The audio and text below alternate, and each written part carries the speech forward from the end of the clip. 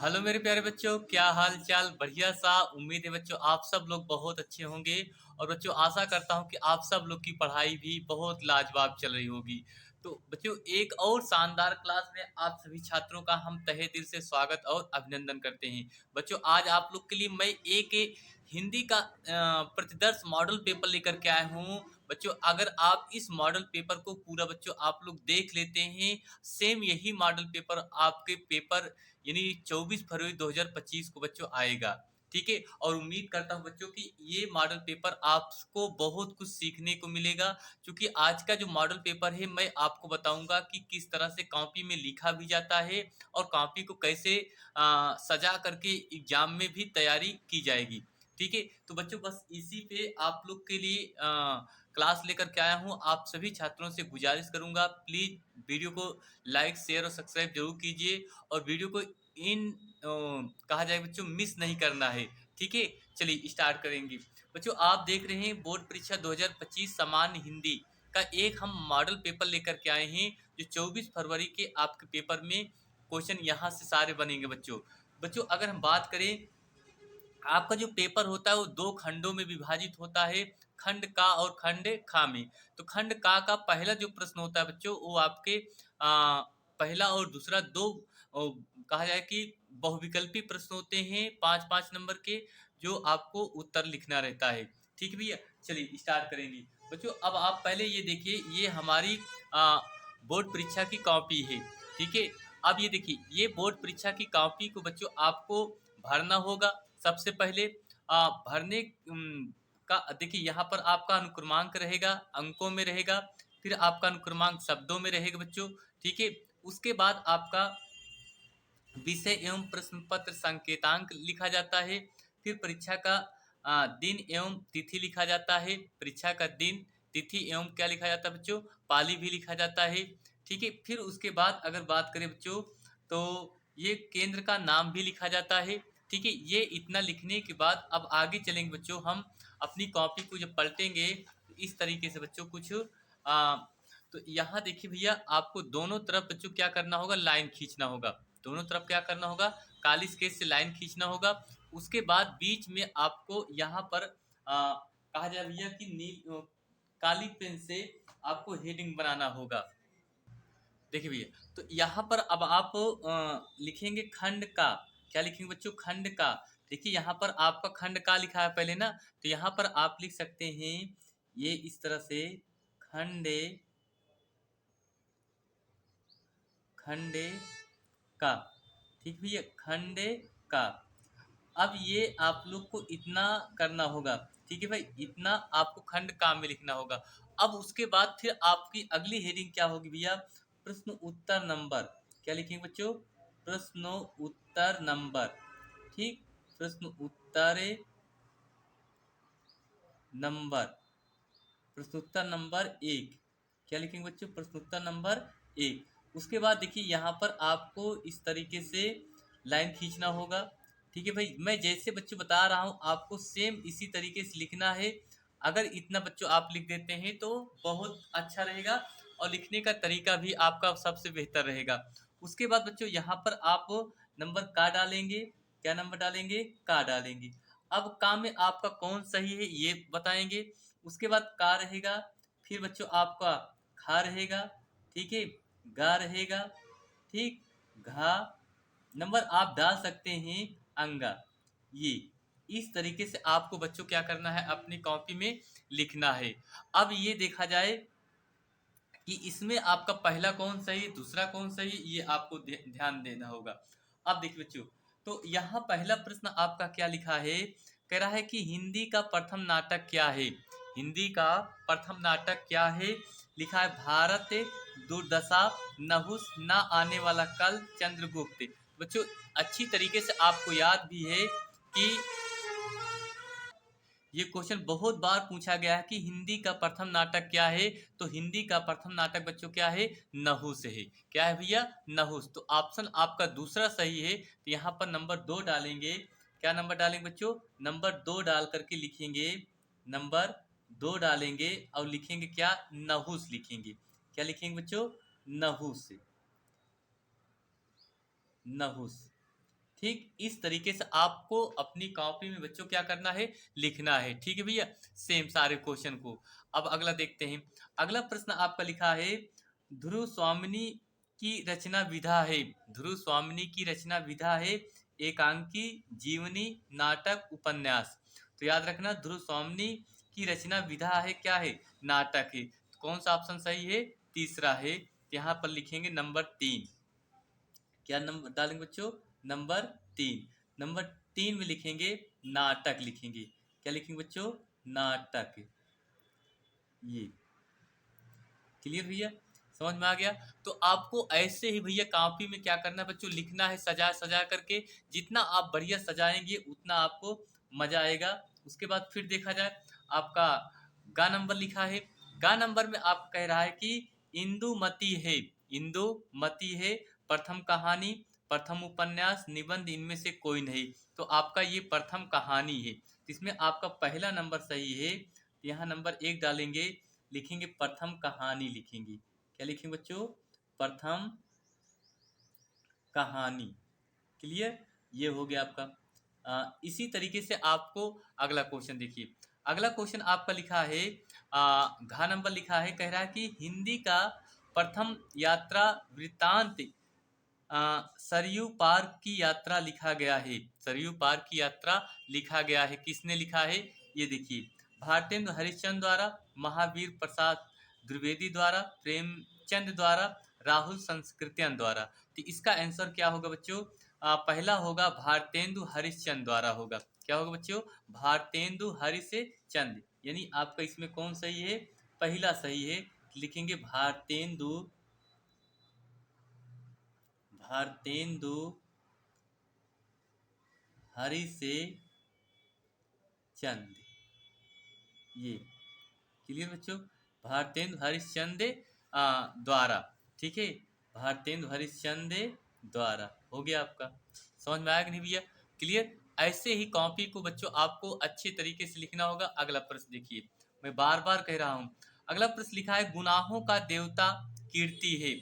गुनाहों का देवता कीर्ति है किसकी, हजारी प्रसाद द्विवेदी की, गुलाब राय की, धर्मवीर भारती की, रघुवीर सहाय की। तो याद रखना इसका आंसर क्या होगा, धर्मवीर भारती, यानी चौथा तीसरा सही है। तो यहाँ पर लिखेंगे नंबर 3 डाल करके लिखेंगे धर्मवीर भारती।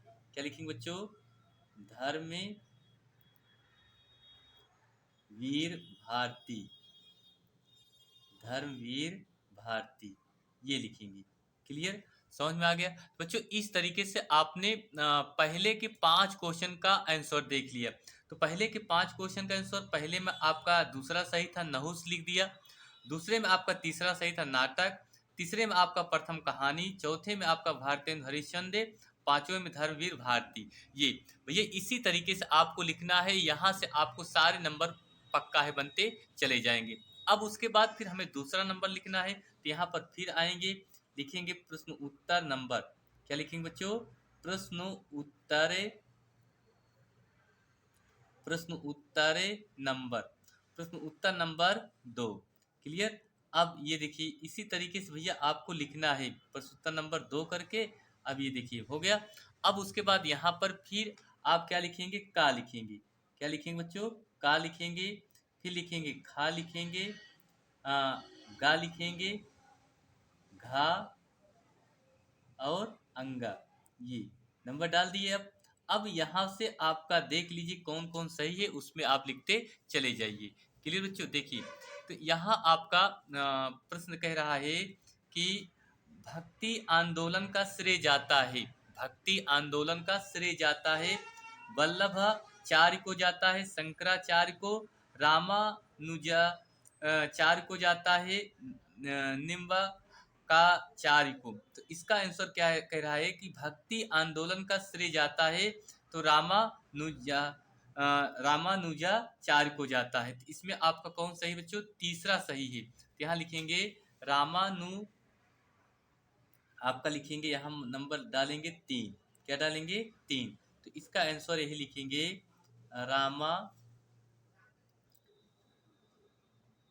रामानुजाचार्य। ये को, ठीक है। इस तरीके से आपका इसमें पहला सही होगा। उसके बाद फिर देखिए दूसरा आपका इसमें लिखा है, कह रहा है कि प्रयोगवाद को नई कविता की संज्ञा दी गई है। प्रयोगवाद को नई कविता की संज्ञा दी गई है आ, गिरजा कुमार माथुर ने, गिरजा कुमार माथुर ने, केदारनाथ सिंह ने। उसके बाद एक और ऑप्शन दिया है इसमें, ये दिया है, कह रहा है कि आगे ने, धर्मवीर भारती। तो इसका आंसर क्या होगा, आगे ने दिया था, यानी तीसरा विकल्प सही है बच्चों। कौन सा विकल्प सही है, तीसरा। तो यहाँ पर लिखेंगे तीसरा नंबर डाल करके आगे लिखेंगे। क्या लिखेंगे बच्चों, आगे, आगे ने, हो गया आपका।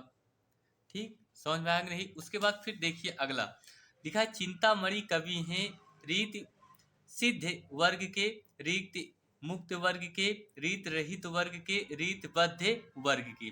तो याद रखना जो चिंतामणि कवि थे वो हैं भैया किसके, रीतिबद्ध वर्ग के। चौथा नंबर सही है।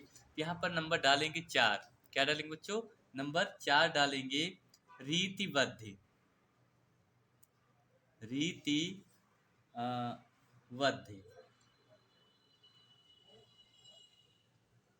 रीतिबद्ध वर्ग के, वर्ग के, हो गया क्लियर, ये हो गया। अब उसके बाद फिर देखिए हिंदी घ नंबर, हिंदी का प्रथम कवि माना जाता है, हिंदी का प्रथम कवि माना जाता है गोरखनाथ चंद्रवरदाई जागनी के सरहपा। तो इसमें आपका हिंदी का प्रथम कवि माना जाता है सरहपा, यानी चौथा आपका सही है। क्या लिखेंगे, सरे हपा, सरे हपा, ये हो गया आपका। तो इसमें आपका चौथा सही था, तो चौथा नंबर आप यहाँ क्या करिए, डाल दीजिए।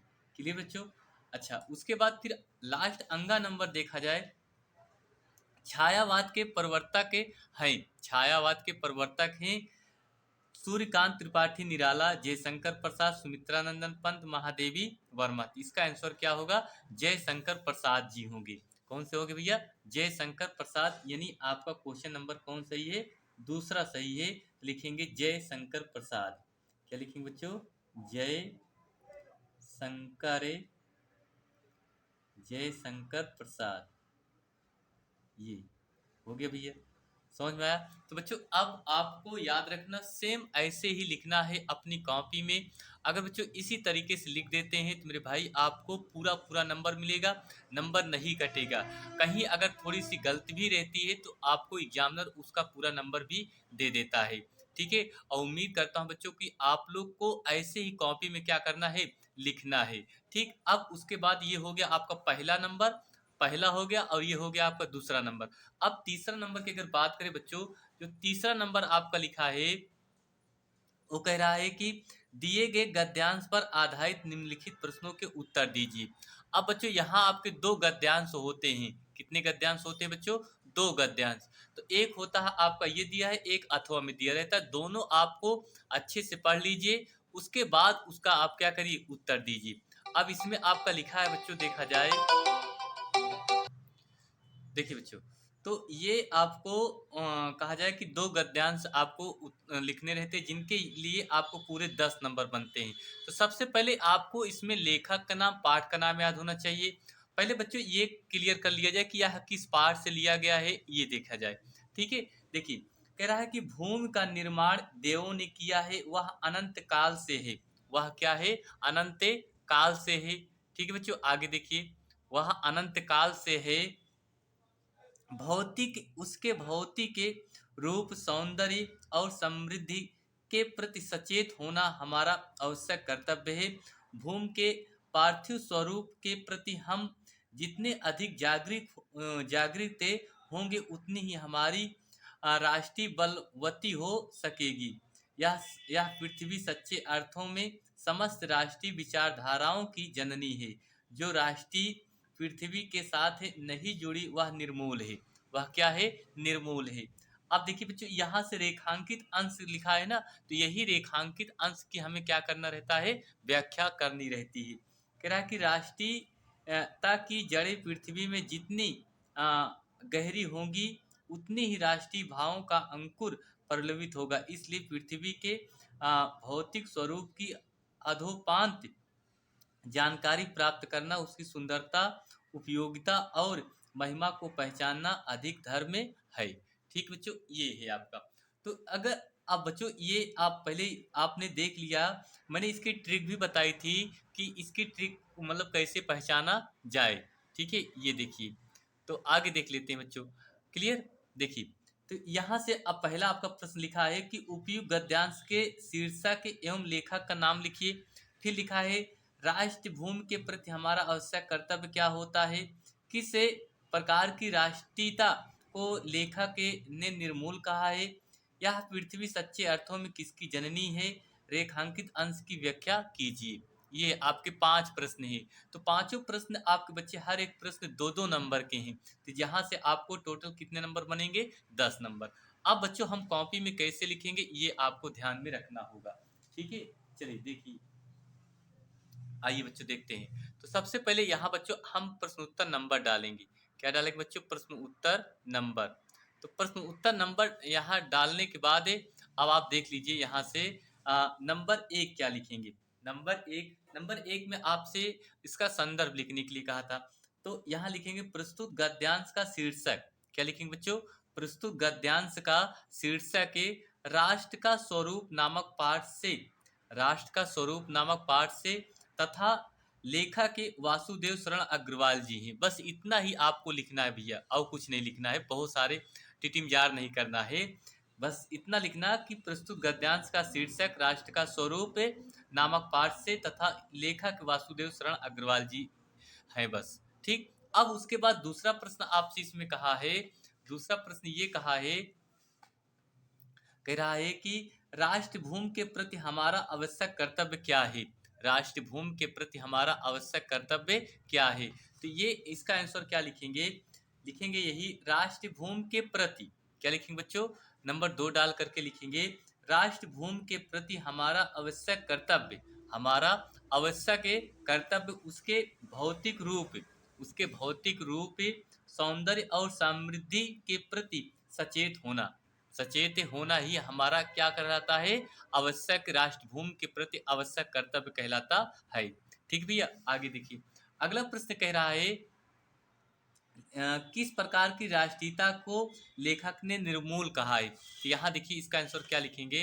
कह रहा है कि लेखक ने कहा है कि, लेखक ने कहा है कि जो लेखक ने कहा है कि जो राष्ट्रीयता पृथ्वी के साथ नहीं जुड़ी, लेखक ने कहा है कि जो राष्ट्रीयता राष्ट्रीयता पृथ्वी के साथ नहीं जुड़ी वह निर्मूल होती है। वह क्या होती है? निर्मूल होती है।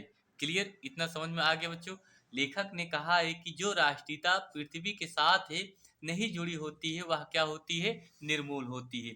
फिर उसके बाद अगला प्रश्न आपसे कह रहा है यह पृथ्वी सच्चे अर्थों में किसकी जननी है। यह पृथ्वी सच्चे अर्थों में किसकी जननी है, यही आपको उत्तर देना है। तो इसका आंसर क्या लिखेंगे? ये देखिए, यह पृथ्वी सच्चे अर्थों में समस्त राष्ट्रीय विचारधाराओं की जननी है। क्या लिखेंगे बच्चों? यह पृथ्वी सच्चे अर्थों में समस्त राष्ट्रीय विचारधाराओं की क्या है? जननी है। हो गया, आपका समझ में आया। फिर उसके बाद पांचवा आपका कह रहा है कि रेखांकित अंश की व्याख्या कीजिए। रेखांकित यानी ये राष्ट्रीयता की जड़ें पृथ्वी में जितनी गहरी होंगी उतनी ही राष्ट्रीय भावों का अंकुर प्रलवित होगा। ठीक है, यही तो आपसे कह रहा है ना। तो यहाँ देखिए ये लिखेंगे राष्ट्रीयता की जड़ें पृथ्वी में जितनी अधिक गहरी होंगी, जितनी अधिक क्या होंगी? गहरी होंगी, उतना ही राष्ट्रीय भावों का अंकुर पुष्पित एवं प्रलवित होगा। पुष्पित एवं क्या होगा बच्चों? प्रलवित होगा। अर्थात राष्ट्रीयता का आधार, अर्थात राष्ट्रीयता का आधार जितना अधिक सशक्त होगा, जितना अधिक सशक्त होगा, राष्ट्रीय भावनाएं भी उतनी ही अधिक विकसित होंगी। ये कह रहा है। क्लियर? तो बच्चों ये है आपका रेखांकित अंश की व्याख्या। ठीक है, और उम्मीद करता हूँ बच्चों आप लोग ये संदर्भ कहा जाए गद्यांश को आप अच्छे से बच्चों तैयार कर लीजिए, क्योंकि यही गद्यांश आपके पेपर में आएगा। ठीक है, तो बस बच्चों इतना ही, और उम्मीद करता हूँ आप लोग को ये दोनों प्रश्न अच्छे से समझ में आया होगा। बहुत सारे अगर बात करें बच्चों इसमें आपके पूरे पेपर की बच्चों बात करें, ये देखिए यहाँ से एक अथवा भी दिया था। उसके बाद आपका ये चौथे नंबर में पद्यांश रहता है। क्या रहता है बच्चों? पद्यांश रहता है, जो आपको हल करने के लिए मिलता है। फिर उसके बाद आपका 5वें नंबर में बच्चों आपको जीवन परिचय लिखने के लिए आता है, जो आपको 5 नंबर मिलता है, गद्य और पद्य दोनों के। ठीक है? उसके बाद 6 नंबर में आपकी कहानी होती है। ध्रुव यात्रा या पंचलाइट कहानी अथवा बहादुर कहानी का संक्षिप्त उत्तर, ये भी आपको हमने बताया गया था। फिर उसके बाद 7वें नंबर में स्वपठित खंड काव्य के आधार पर किसी एक के प्रश्न का उत्तर देना होता है, जो आपका ये आलोक वृत्ति खंड काव्य के होता है। ठीक है? उसके बाद यहाँ से खंड खा शुरुआत होता है। क्या शुरुआत होता है बच्चों? खंडे खा। तो इसी तरीके से आपको बच्चों पूरी तैयारी करना होगा। बच्चों आपको एक चीज और बता दें, वीडियो पूरा पेपर का सॉल्यूशन चाहिए तो आप लोग वीडियो पर कमेंट कीजिए, मैं आप लोग के लिए ये मॉडल पेपर का हल पूरा लेकर के आऊंगा। ठीक है? तो बच्चों बस इतना ही, मिलते हैं अगली क्लास में। आप सभी छात्रों से यही निवेदन कर रहा हूँ, प्लीज भैया आप सब लोग के लिए हम इतनी मेहनत कर रहे हैं, तो आप सब लोग प्लीज प्लीज थोड़ी सी हेल्प कीजिए, हमारी सहायता जरूर कीजिए। थैंक यू आप सभी छात्रों को। आपका बोर्ड एग्जाम अच्छे से बीते, यही मेरी सभी छात्रों के लिए शुभकामना है। आपका पेपर अच्छा से हो, यही धन्यवाद देता हूँ आप सभी का। ठीक है? थैंक यू आप सभी छात्रों को बहुत बहुत दिल से। मिलते हैं बच्चों एक और अगली क्लास में, तब तक आप अपनी तैयारी को अच्छे से करिए।